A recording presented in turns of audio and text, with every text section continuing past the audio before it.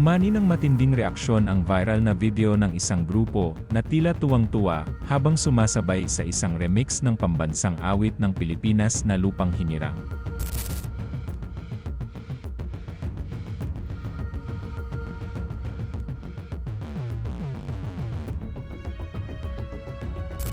Sa unang tingin, parang simpleng kasiyahan lang, mga taong umiindak, nakangiti, at tila proud sa sariling likha.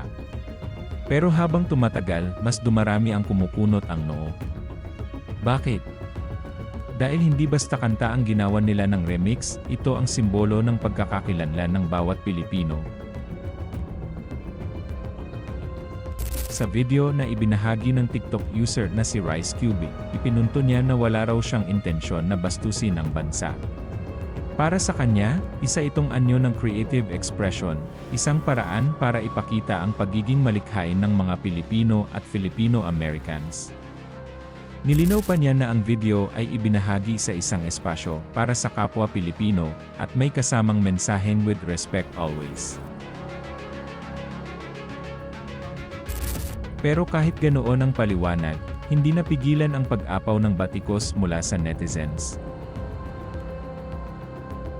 May mga nagkomento ng pabiro pero may halong inis, sayanaw, kaso later, na tila nagpapahiwatig na baka may kahihinatnan ito. May iba namang diretsahan, may kaso yan, if I'm not mistaken.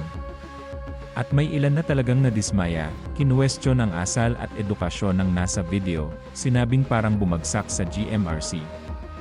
Para sa marami, hindi ito nakakatuwa, lalo na kung ang usapan ay respeto sa pambansang awit.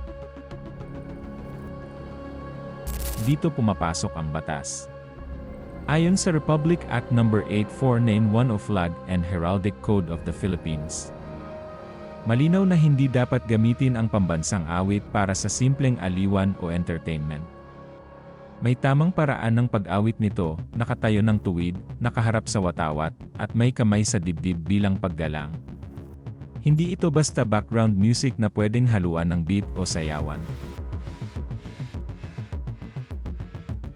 May mga pagkakataon lang na pinapayagan itong gamitin, tulad ng international competitions, opisyal na programa, o mga kultural na pagtatanghal. Pero kahit sa mga ganitong sitwasyon, nananatili ang diin sa respeto at tamang pagganap. Kaya para sa maraming Pilipino, ang remix na ito ay tila lumampas na sa hangganan ng pagiging creative. Sa ngayon, wala pang opisyal na pahayag ang National Historical Commission of the Philippines tungkol sa insidente. Pero sa bilis ng pagkalat ng video at dami ng reaksyon, malinaw na hindi lang ito simpleng content, isa itong paalala kung gaano kasensitibo ang usapin ng respeto sa simbolo ng bansa.